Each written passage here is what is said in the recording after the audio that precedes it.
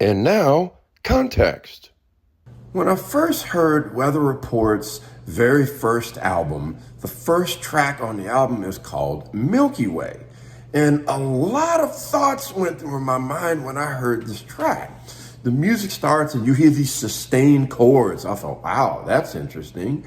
And a few seconds in, I'm thinking, I don't think these are synthesizers though, or keyboards. I'm not sure how they're doing this. And then I'm listening to on headphones, and all of a sudden, I hear Wayne Shorter really faintly in the background. I'm like, wait, why am I hearing Wayne on soprano? What's going on?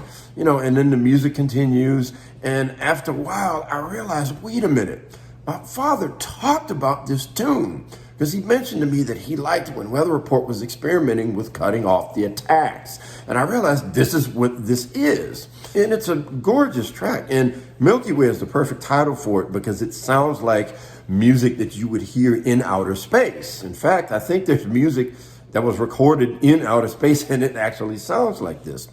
Well, what I later found out was that the recording was made by Zawinul and Shorter were actually by a piano, and Zawinul would play a chord and let the chord sustain, and they would only keep the very end of the sustain. And when you do that, you hear a lot of room sound, and it's a very interesting sound when you hear the end of the sustain of a chord.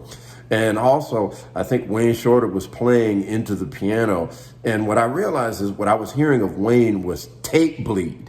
Anyone that has owned cassettes and has played cassettes in their lifetime, this is for the old people, you know what tape bleed is. And so what I noticed is that whatever note was playing, it appears in the very next chord that would sound, if you will, on this track.